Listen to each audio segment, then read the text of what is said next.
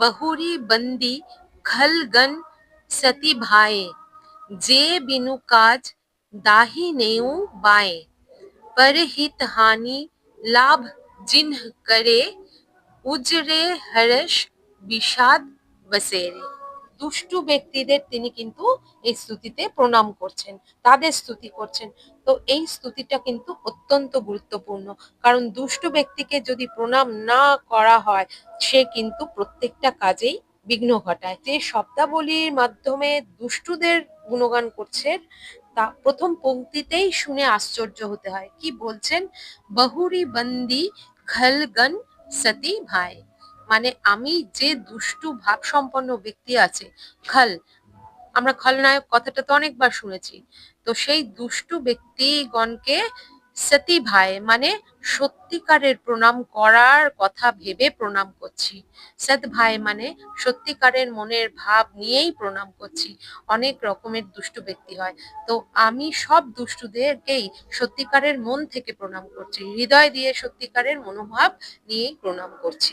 দেখুন, পরমাত্মা, দেবদেবী, সন্তের, গুরুজনদের সবাইকে এতক্ষণ তিনি প্রণাম করে এসেছেন, কিন্তু এতক্ষণ কোথাও কিন্তু তিনি এই কথাটা বলেননি যে হৃদয় থেকে, মন থেকে সত্যিকারের প্রণাম করছি। কারোর ক্ষেত্রেই কিন্তু এটা তিনি বলেননি, কিন্তু এই যে দুষ্টুদের কথা এলো তখন তাকে কিন্তু বিনম্র হয়ে বলতে হচ্ছে যে আমি সত্যিকারের হৃদয় দিয়ে, মন থেকে প্রণাম করছি। কারণ দুষ্টু ব্যক্তি কখনোই কিন্তু বিশ্বাস করে না যতক্ষণ না তার সামনে অনেক রকম ভাবে প্রতিজ্ঞা, প্রতিশ্রুতি, অঙ্গীকার না করা হয়, ততক্ষণ তারা কিন্তু ভরসাই করে না।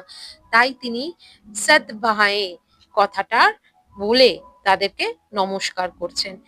এবার বলছেন যে বিনু কাজ দাহি নেউ বায়ে, যে বিনু কাজ মানে যারা বিনা কারণে, যে মানে হচ্ছে যারা, বিনু মানে হচ্ছে বিনা কাজ, কাজ সেটাই বলছেন, মানে কারণে অকারণে যারা দেশ করবে, বিদ্বেষ করবে।